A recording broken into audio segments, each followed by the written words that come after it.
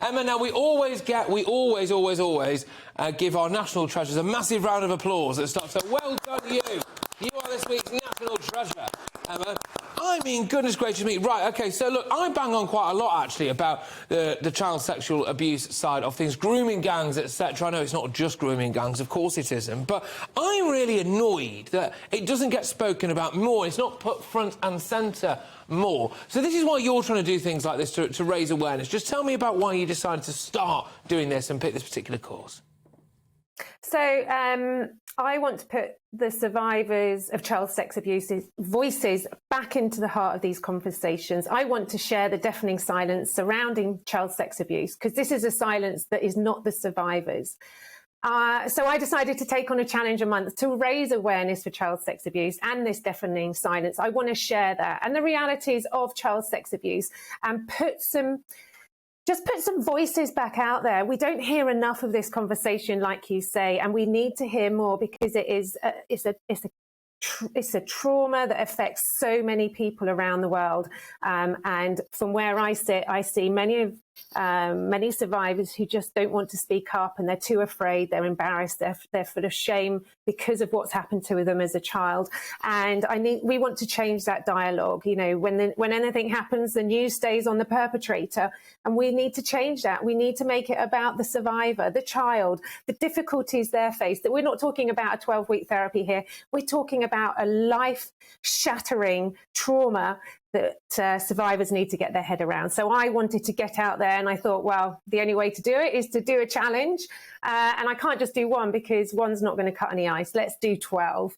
And they've been getting bigger and bigger and bigger. I think we've actually changed the swimming with sharks to a wing walk, although I have to say I think I'd probably prefer to swim with sharks. No, I'm actually, well, I shouldn't really necessarily say this in case I get stopped from doing it, but yes, a wing walk is on the agenda very much, so I'm quite looking forward to doing that. But what's your kind of response been, really? Because as you said there, this is a trauma that will live with people for the rest of their lives. And so hopefully you doing what you're doing now can try to ease that somewhat or prevent other people from going through it.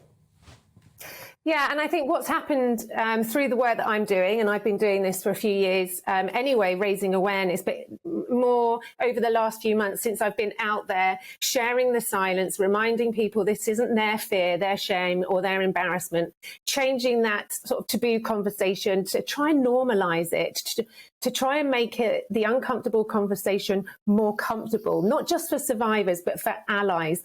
No one really wants to talk about this. This isn't a conversation people feel comfortable having, but we really need to have it. So, you know, since I've been talking and speaking up and doing the challenges, I've had so many more people contact me from around the world, thanking me for the work that I'm doing. It's encouraging them as well, because let's face it, you know, so many people are sort of suffering in silence, and it's encouraging them that there's someone out here. But, you know, we need to be more out here, because, like you say, it's not a comfortable conversation. People aren't really wanting to talk about it. Unfortunately, Boris Johnson didn't help in 2019 when he said reinvestigating historic child sex abuse cases was spaffing money up a wall, and that put survivors back in their box. And we don't want that. We want them to step forward. We want them to flourish. We want them to live a life, to be successful in the way that they should be, not living a life of trauma that makes them feel just completely threatened and insecure for their life. That's just not appropriate. No, and just quickly as well, Emma, one of the things that I've really focused on has been grooming gangs, and I'm absolutely staggered about the fact that I think in pretty much every major town or city there is probably a grooming gang. At the moment, I'm staggered at the poor sentences that they get. I'm staggered about the scale of the victims. I'm staggered about a lot of police inaction. But I'm also equally staggered, Emma, about people like you who come to the fore, normal people, normal men and women in that community who pick up the slack and try to do what's right for these kids, really. Without people like you, Emma, we would not be Great Britain. We would just be Britain. And that's why I wanted to say thank you so much, because you really are our national treasure. And have you got a fundraising page we could quickly shout out?